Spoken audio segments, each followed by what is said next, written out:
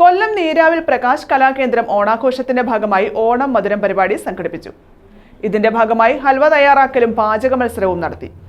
M Naushad MLA മുഖ്യാതിഥിയായിരുന്നു. പുതുതലമുറയുടെ കാഴ്ചകൾക്കന്യമായ അലുവ കിണ്ടൽ യുവാക്കൾ ആവേശത്തോടെയാണ് ഏറ്റെടുത്തത്. എം നൌഷാദ് MLAയും ചട്ടുകമെടുത്ത് അലുവ കിണ്ടി.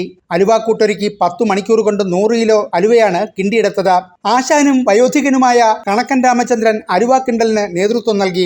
ഓണത്തിന്റെ ഗൃഹാതുരത്വം തുളുമ്പുന്ന ഓർമ്മകൾ ഉണർത്തി വൈവിധ്യങ്ങളായ പായസത്തിന്റെയും ഓണപലഹാരങ്ങളുടെയും മധുരം കിനിയുന്ന നറുമണം എങ്ങും പരന്നു. ഉണ്ണിയപ്പം, നെയ്യപ്പം, മുന്തിരിക്കൊത്ത്, ഈന്തപ്പഴ പായസം, മുളയരി പായസം, അവിൽ പായസം തുടങ്ങിയ വൈവിധ്യങ്ങളായ വിഭവങ്ങൾ മത്സരത്തിൽ നിരന്നു. സ്ത്രീകളും പുരുഷന്മാരും ഉൾപ്പെടെ 50ഓളം പേർ 12 ടീമുകളായി പാചക മത്സരത്തിൽ അണിനിരന്നു. കലാകേന്ദ്രം മുദ്രാഗാനത്തിന്റെ പ്രകാശനം എഴുത്തുകാരൻ നന്ദകുമാർ കടപ്പാൽ നിർവഹിച്ചു. ചടങ്ങിൽ വെച്ച് അമ്മമാർക്കുള്ള ഓണക്കോടി വിതരണവും എം നൌഷാദ് MLA നിർവഹിച്ചു.